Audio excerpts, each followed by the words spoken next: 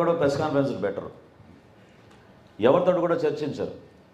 అందుకని ఈరోజు ముఖ్య అతిథిగా మేము జగన్మోహన్ రెడ్డి గారిని కూడా మేము ఈ ప్రెస్ కాన్ఫరెన్స్లో మీ ముందు ఒక అద్భుతమైన ఆపర్చునిటీగా మేము భావిస్తున్నాం. ఎందుకంటే మేము ఛాలెంజ్ చేస్తున్నాం, జనసేన పార్టీ నుంచి మేము ఛాలెంజ్ చేస్తున్నాం. మేము సిద్ధం, ముఖ్యమంత్రి గారు సిద్ధమా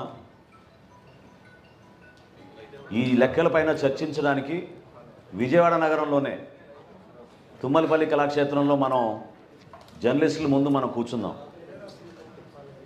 ఈ రాష్ట్ర ప్రభుత్వం చేసిన అవకతవకలు, అవినీతి కార్యక్రమాలు, ఈ 5 సంవత్సరాల్లో వాళ్ళు ఏ విధంగా ప్రజల్ని మోసం చేసి, లెక్కలు తారుమారు చేసి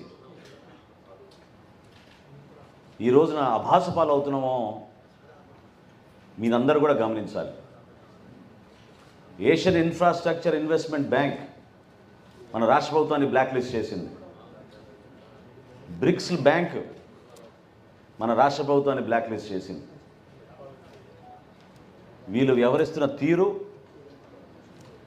వీళ్ళు ముఖ్యమంత్రి గారి ఆధ్వర్యంలో జరుగుతున్న ఈ పరిపాలన రాష్ట్ర ప్రజలకి సమాధానం చెప్పాలి, ఒక చర్చకు రావాలి. మేము ఆహ్వానిస్తున్నాం.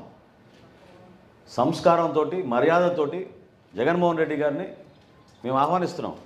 ఒక చక్కటి వేదిక ఏర్పాటు చేసుకుందాం, రండి మాట్లాడదాం. ఇది రాష్ట్ర భవిష్యత్తు గురించి మేము మాట్లాడుతున్నాం. రాష్ట్ర ప్రయోజనాల కోసం, రాష్ట్ర ప్రజల కోసం మనం చర్చించుకుందాం.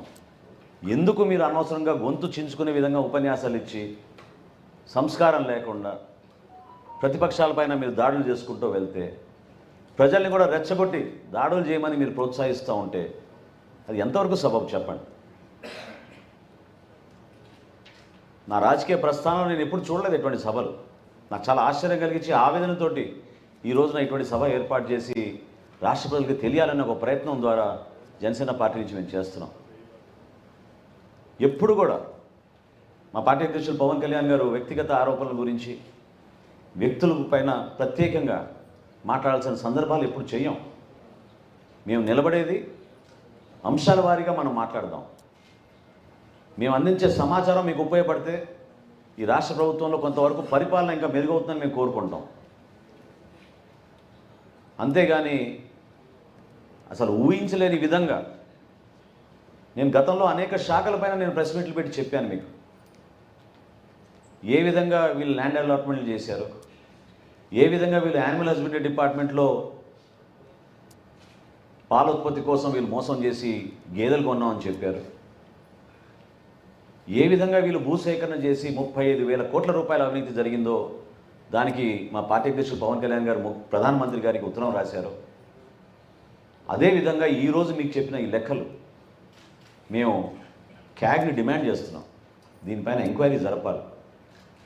రాష్ట్ర ప్రభుత్వం కూడా 4 రోజుల్లో శాసనసభ సమావేశాలు, చివరి శాసనసభ సమావేశాలు ఈ ప్రభుత్వానికి ప్రారంభమవుతున్నాయి. కాబట్టి ఈ బడ్జెట్ సమావేశంలో ఖచ్చితంగా ఈ ప్రభుత్వం, ముఖ్యమంత్రి గారు వీటిపైన సమగ్రమైన విచారణ జరిపి ఈ లెక్కల్ని తేల్చాల్సిన అవసరం డెఫినెట్గా ఉంది.